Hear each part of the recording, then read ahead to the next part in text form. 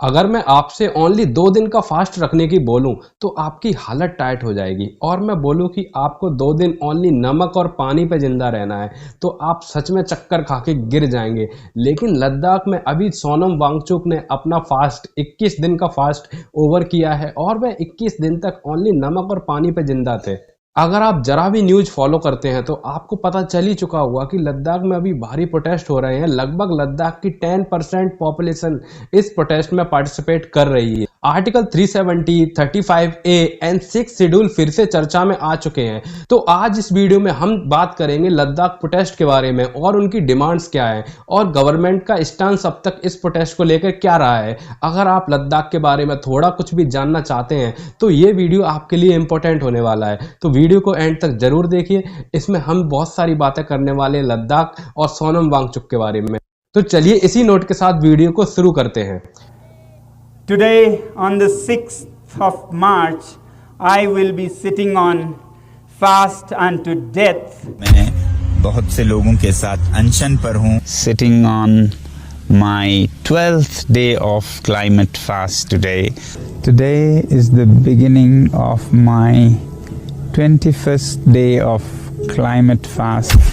तो सबसे पहले समझते हैं कौन है सोनम वांगचुक। सोनम वांगचुक वही हैं जिसके ऊपर आपने 3 इडियट में फुनसुक वांगडू का कैरेक्टर देखा होगा। आमिर खान ने इस कैरेक्टर को प्ले किया था, जो कि साइंस एंड इनोवेशन में काफी रुचि दिखाता है। रियल लाइफ में भी Sonam Wangchuk science and innovation में काफी कुछ कर रहे हैं देश के लिए। सोनम वांगचुक एक engineer, innovator, climate activist, education reformist है। इन्होंने लद्दाख और देश के लिए काफी कुछ किया है। लद्दाख में इन्होंने सैकमोल नाम का एजुकेशनल इंस्टीट्यूट फाइंड किया, जो कि पूरी तरह से सोलर एनर्जी पे वर्क करता है। नेपाल और सिक्किम जैसे माउंटेन एरिया में भी इन्होंने मड बिल्डिंग्स का आविष्कार किया, जिससे कि वह कितनी भी विंटर्स हो उसमें अंदर गर्म रहती है। -30 डिग्री सेल्सियस तक भी ये बिल्डिंग्स अंदर काफी गर्मी देती है।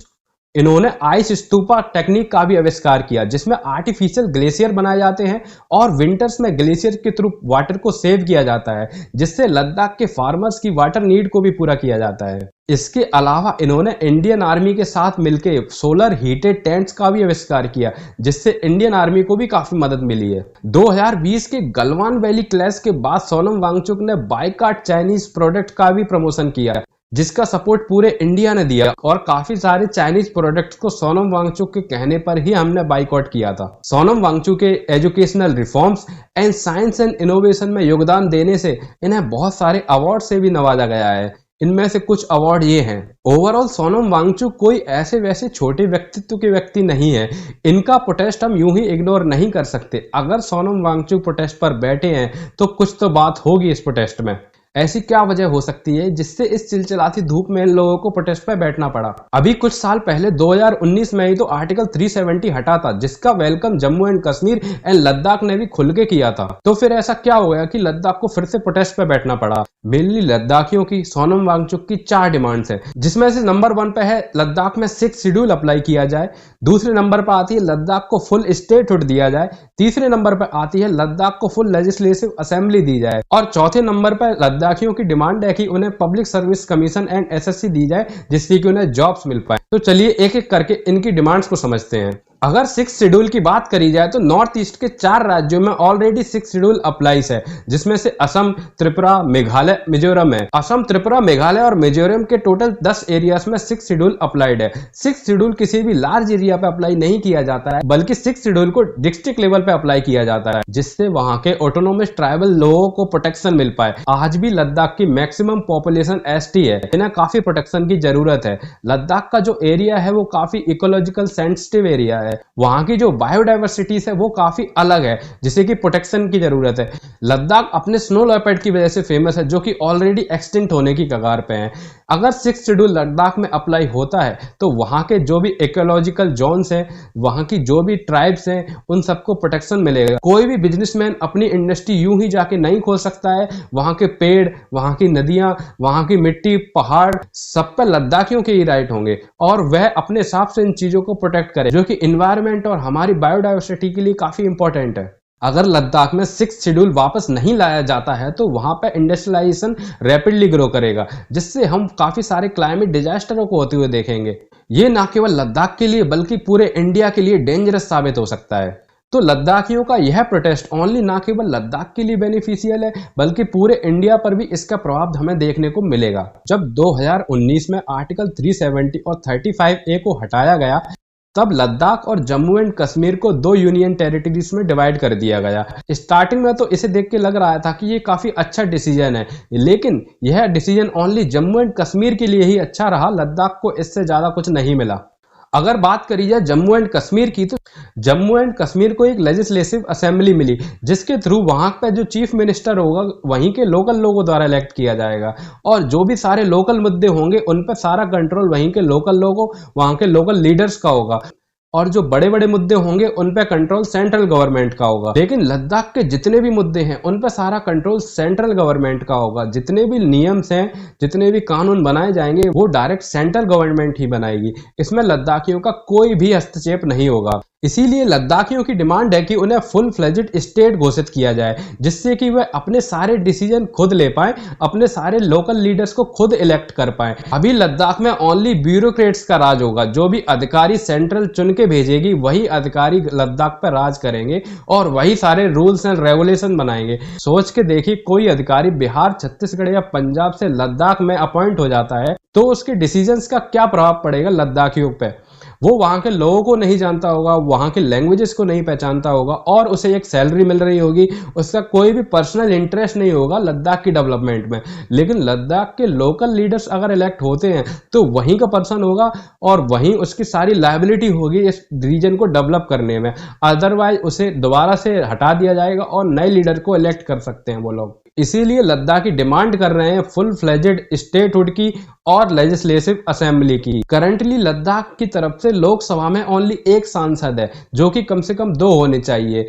370 हटने के बाद राज्यसभा में एक भी एमएलए नहीं है लद्दाख का, जबकि कम से कम 1 या 2 एमएलए राज्यसभा में भी होना लद्दाख के लिए काफी जरूरी है जो उनके लोकल मुद्दों को राज्यसभा और लोकसभा में उठा पाए। तभी गवर्नमेंट उनके लिए कुछ वेलफेयर स्कीम लेके आ सकती है। लेकिन अगर कोई भी लोकल लीडर उनकी बात उठाएगा ही नहीं लोकसभा और राज्यसभा में तो लद्दाख की सुनेगा कौन। आज जम्मू कश्मीर में सेंट्रल गवर्नमेंट ज्यादा बजट अलॉट करती है, वहां पर ज्यादा मेडिकल इंस्टीट्यूशन, इंजीनियरिंग कॉलेज काफी हद तक है, काफी डेवलपमेंट स्कीम्स भी जम्मू एंड कश्मीर में आ चुकी हैं। लेकिन लद्दाख आज भी इन सबसे अछूता है because of total control of central government. Article 370 and 35A के हटने से आज कोई भी इंडस्ट्रियल चाहे तो अपना बिजनेस लद्दाख में स्टार्ट कर सकता है। वो वहां के सेंसिटिव इकोनॉमिकल एरिया को आसानी से एक्सप्लॉइट कर सकता है जिससे वहां के एनवायरनमेंट और क्लाइमेट को काफी ज्यादा डेंजरस इफेक्ट झेलने पड़ेंगे। लद्दाख की लास्ट डिमांड है पब्लिक सर्विस कमीशन की स्टैब्लिशमेंट एंड SSC की स्टैब्लिशमेंट। इससे वहां के लोकल लोगों को ज्यादा जॉब्स मिलेंगी।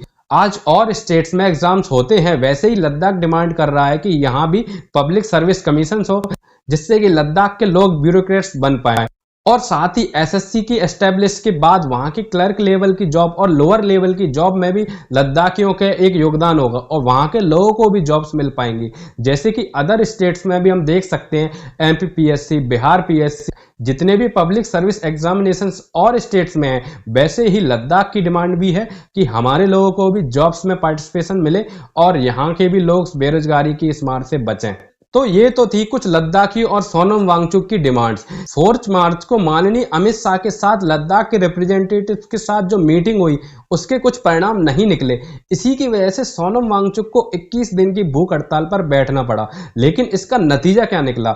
कुछ भी नहीं, डायरेक्ट इग्नोरेंस। गवर्नमेंट ने अभी तक कोई भी बड़ा बयान नहीं दिया है और ना ही नरेंद्र मोदी ने और ना ही किसी बड़े मंत्री ने अभी तक लद्दाख को विजिट किया है। इस प्रोटेस्ट को गवर्नमेंट और मीडिया द्वारा टोटली इग्नोर किया जा चुका है। लेकिन सोनम वांगचुक ने अभी घोषणा करी है कि वह इतनी जल्दी हार नहीं मारेंगे, वह इतनी जल्दी हिम्मत नहीं हारेंगे। अगर हो सका तो वह दोबारा भूख हड़ताल पर बैठेंगे।